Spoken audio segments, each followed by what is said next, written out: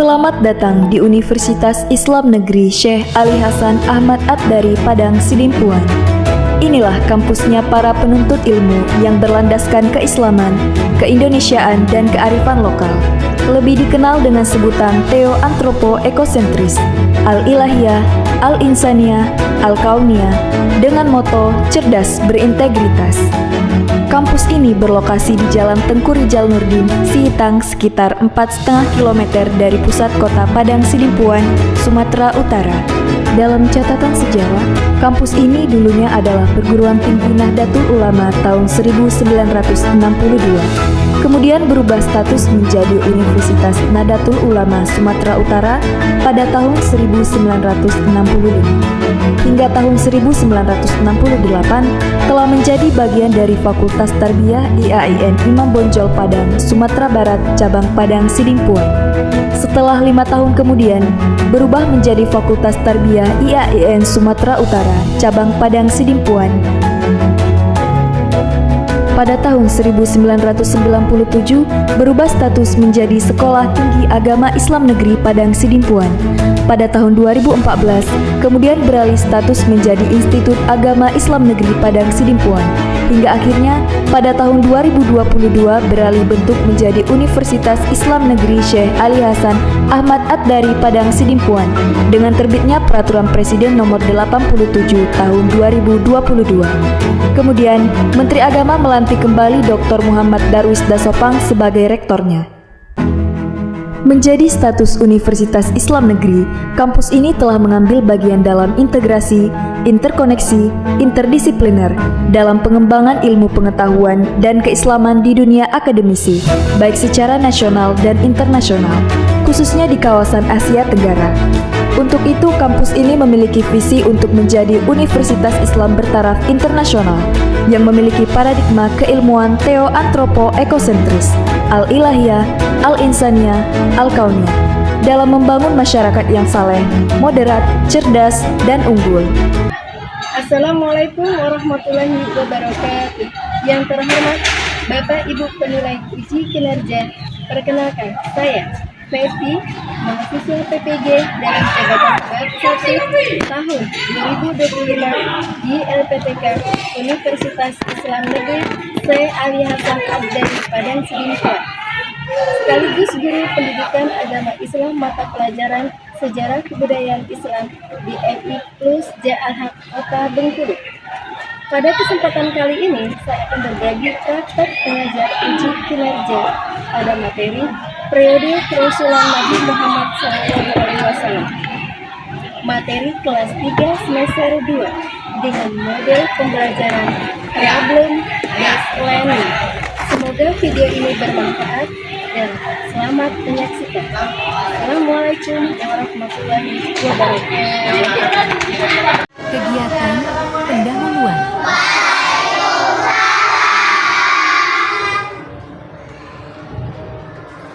Sudah masuk semua? Sudah selesai suratnya?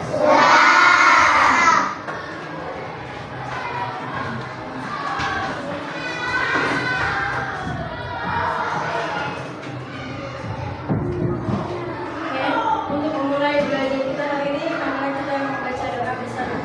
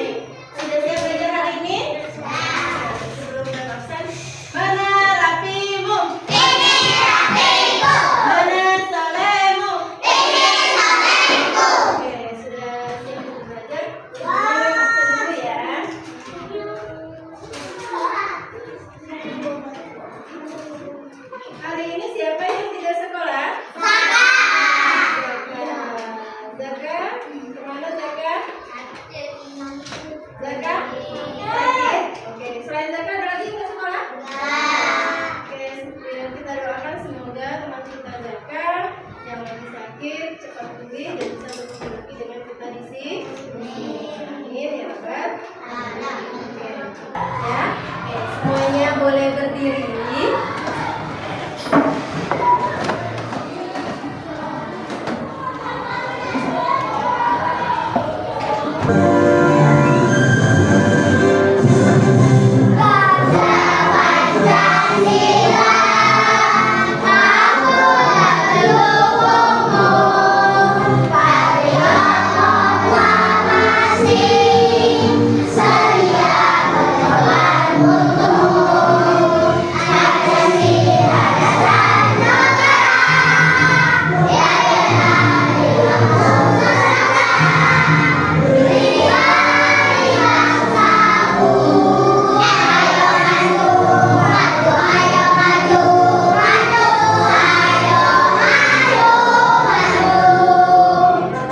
Silakan duduk kembali. Di jumat yang lalu, masih ingat nggak pelajaran kita tentang apa? Peristiwa kenabian Nabi Muhammad. Peristiwa kenabian Nabi Muhammad Rasulullah SAW. Alhamdulillah, sudah dibaca ya bukunya semalam ya? Peristiwa kenabian kerasulan Nabi itu ada berapa? Ada tiga. Ada 3. Coba sebutin. 1 apa? Peristiwa Nabi Muhammad sebelum ke Nabi. Sebelum kenal, ya, peristiwa Nabi Muhammad sebelum ke Rasul atau sebelum menjadi kenabi. Yang kedua apa? Nabi Muhammad bertafakur di gua Hira. Iya, ucap. Nabi Muhammad bertafakur di gua Hira. Yang ketiga, Turunnya wahyu pertama. ya wahyu yang pertama dan kedua. Berarti sekalian sudah belajar. Kalau misalnya kita belajar tanpa menggunakan video atau menggunakan media dengan yang tidak menggunakan media. Kira-kira kalau kita menggunakan media, pemahaman yang kalian tahu apa? Manfaatnya apa kalau kita menggunakan media? Kita belajarnya lebih serius. Terus apa lagi? Kita belajarnya akan lebih semangat. Betul. Apa lagi? Kita belajarnya akan menjadi pemahaman yang sampaikan, materi yang sampaikan akan lebih paham, akan lebih mudah. Kemudian juga meningkatkan keterampilan kita agar menjadi lebih baik ya. Yang tadinya misalnya kita nggak tahu apa-apa, tapi ketika misalnya menggunakan media atau salah satunya ini nanti ya, ada bawa media ya. Salah satunya ini nanti ada. Nah, ini juga akan mempermudah kalian dalam memahami materi. Nanti menjelasin. Ada apa? Waktunya nanti ya. Oke.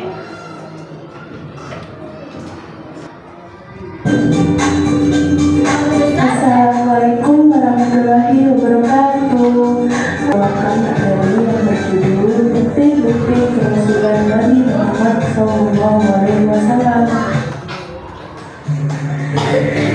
Setiap Nabi dan Rasul memiliki keistimewaan yang tidak dimiliki oleh orang lain. Kelebihan dan keistimewaan yang dimiliki para Nabi dan Rasul disebut dengan mukjizat. Setiap Nabi diberikan mukjizat oleh Allah SWT.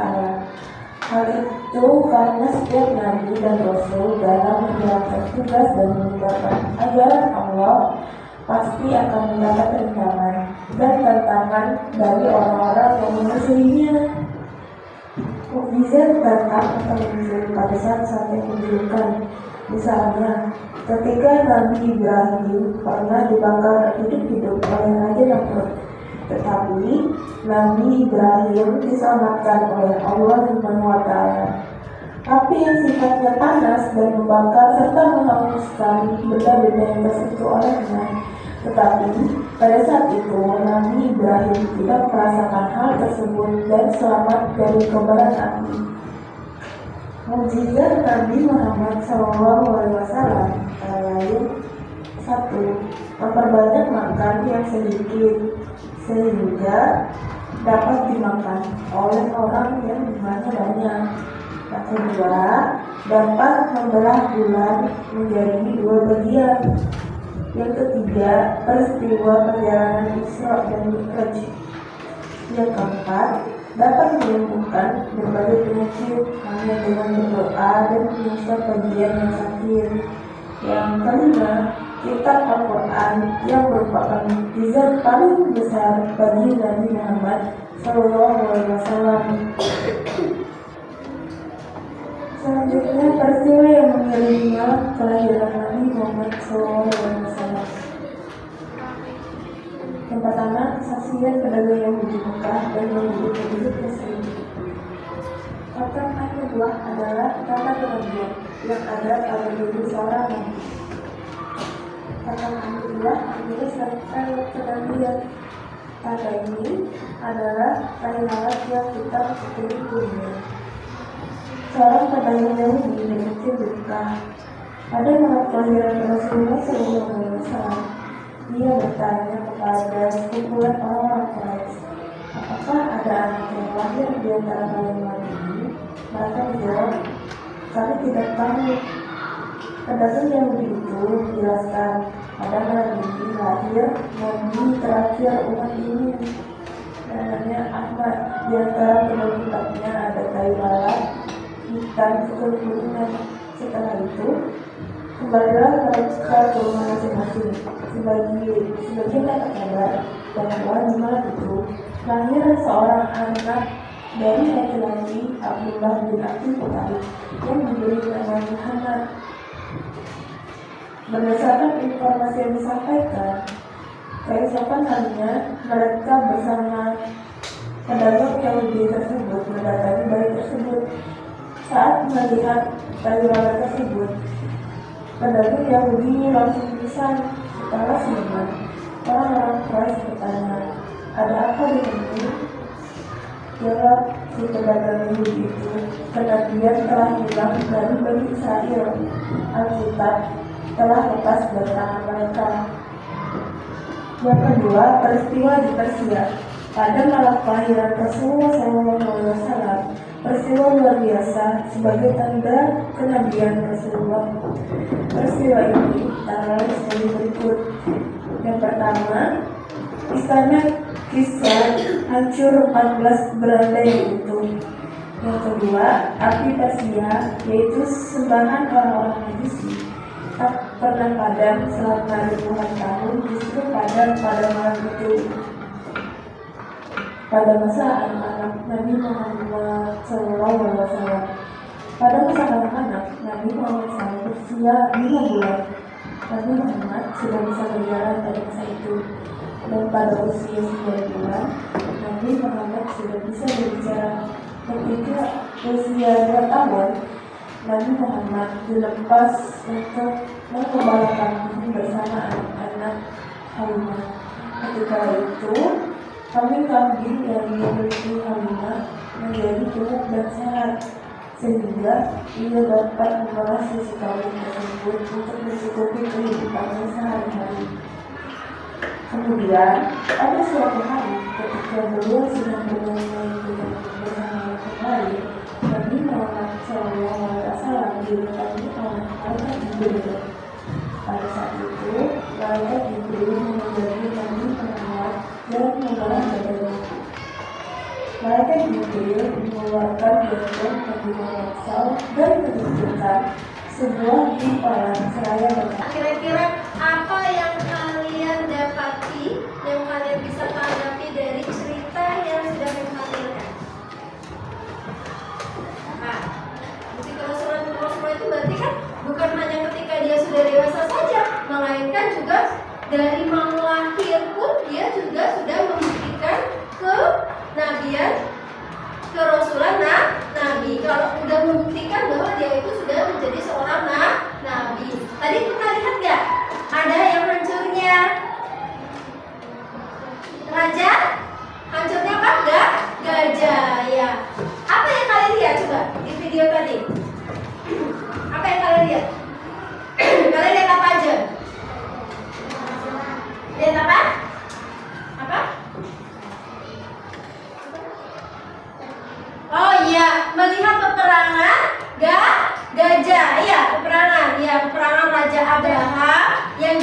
hancur berkeping-keping. Kalian tahu nggak tuh ceritanya apa? Oke, nanti Mam ceritain. Terus yang kedua apa lagi yang kalian lihat? Burung ababil yang diturunkan oleh Allah untuk menghancurkan gajah Abraha, Raja Abraha. Terus apa lagi yang kalian lihat? Kelompok 2. Apa lagi yang kalian lihat tadi? Apa? Oh iya, perniagaan atau perjalanan Nabi Muhammad ketika ke negeri Syam. Itu membuktikan salah satunya apa buktinya kalau dia menjadi nabi? Dilindungi selama perjalanan dia ke negeri Syam, dari Mekah ke negeri Syam apa? Dilindungi oleh awan, ya betul. Nah, kalau yang peperangan tadi ya, perang gajah itu adalah kelahiran dari Nabi Muhammad. Waktu itu, ini di sini ada, ini kan ada gambar gajah ya. Yang ini kan tutup dulu ya.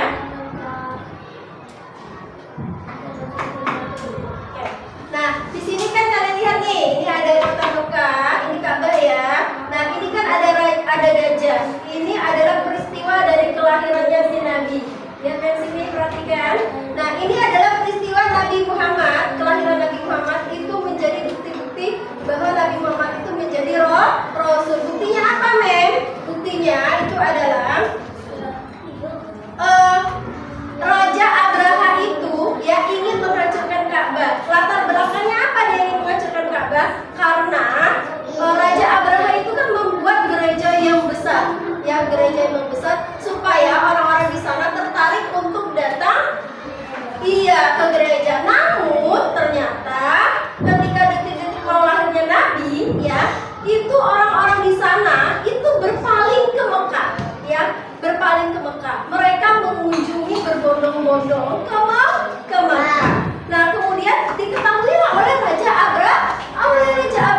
Kemudian apa yang terjadi? Raja Abraha sangat marah ya. Akhirnya dia memutuskan betul pasukan Raja Abraha dengan mengendarai apa tadi? Mengendarai gajah. Kemudian dia ingin menghancurkan Ka'bah. Ka'bah ini yang dihancurkan. Kemudian Allah tidak bisa berdiam diri. Ya, kemudian Allah langsung apa?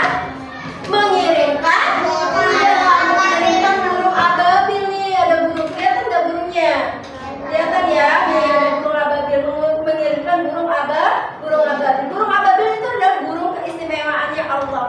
Tidak hanya datang, tapi dia juga setiap burung itu satu burung yang beribu-ribu tadi, dia memegang atau membawa batu kerikil. Ya betul, batu kerikil yang isinya itu batunya itu tidak hanya sekedar batu, tapi kalau dijatuhkan batunya keluarlah api. Ya, namanya